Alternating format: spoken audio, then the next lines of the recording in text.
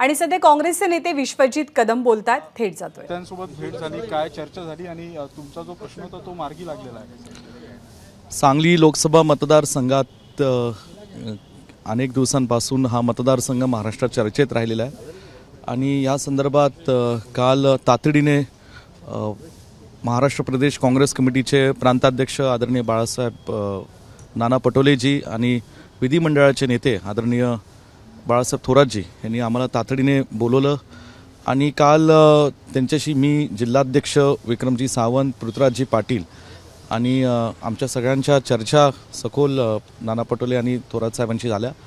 त्याचबरोबर मला फोनवरून पटोले साहेब आणि थोरात साहेबांनी अखिल भारतीय काँग्रेस कमिटीचे आमचे महासचिव आणि महाराष्ट्राचे प्रभारी रमेश चेन्नेतलाजी यांचंही संभाषण काल माझ्याशी झालं.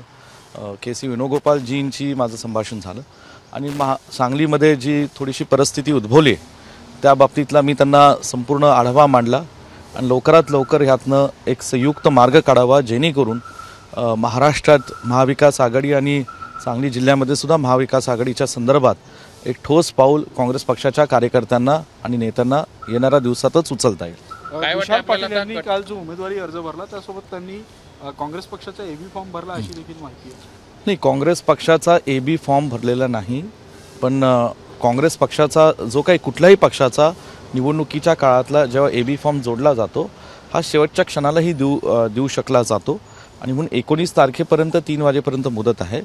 त्यांनी माझ्या माहितीने 2 अर्ज भरलेले, ते काँग्रेस पक्षाच्या असं म्हणून भरलेला आहे आणि एक अपक्ष म्हणून अर्ज भरलेला आहे. काही बदल होईल असं वाटते का, म्हणजे काही पर्याय आहे का?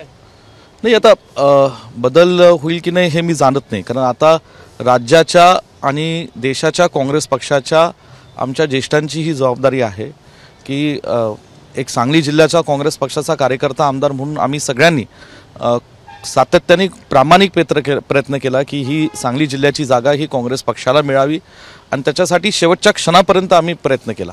मी राज्याच्या नेत्यांनी सुद्धा आम्हाला साथ दिली, देशाच्या नेत्यांनी आम्हाला साथ दिली, परंतु जी काही परिस्थिती सांगलीच्या जागेबाबतीत घडली हे आपण त्याला सगळे साक्षीदार आहेत. पुन्हा काही मी त्याची पुनरावृत्ती करत नाही आणि महाविकास आघाडी आता अबाधित महाराष्ट्रात राहिली पाहिजे. महाराष्ट्रातलं वातावरण महाविकास आघाडीसाठी अत्यंत चांगलं आहे आणि या दृष्टीने आता येणाऱ्या काळात काय पावलं टाकायचे ते आता महाराष्ट्रातल्या ज्येष्ठांनी आणि देशातल्या आमच्या वरिष्ठांनी ठरवावं. वंचितकडून लढतील का त्यांनी? नाही, आता ठीक आहे, बहुजन वंचित आघाडीच्या अनेक प्रयोग महाराष्ट्रात चालू आहेत आणि या प्रयोगामध्ये काय काय घडतं हे एकूण म्हणजे त्या निवडणुकीचा अर्ज भरण्याच्या शेवटच्या दिवसापर्यंत चालू असतं, म्हणून मी त्याच्यावर काही टिप्पणी करणार नाही.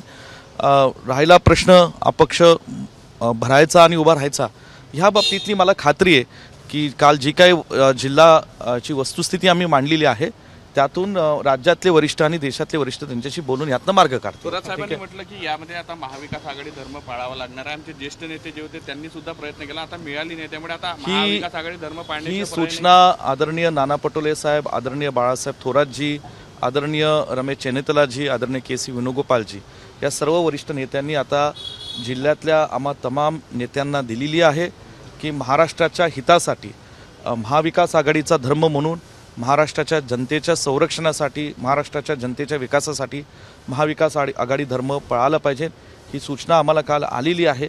आम्ही आमच्या भावना त्यात काय आहेत त्या मांडलेल्या आहेत, पण थोरात साहेबांनी ह्या सूचना आम्हाला कालपासून दिलेल्या आहेत. धन्यवाद. तर काल रात्री नागपूरमध्ये नाना पटोलेंसोबत विश्वजित कदम, बाळासाहेब थोरात आणि काँग्रेसच्या अन्य वरिष्ठ नेत्यांची महत्त्वाची बैठक पार पडलेली आहे. सांगलीमध्ये विशाल पाटील यांनी अर्ज दाखल केलाय. एक अर्ज अपक्ष म्हणून आहे तर दुसरा काँग्रेस पक्षाकडनं. ABP माझा, उघडा डोळे बघा नीट.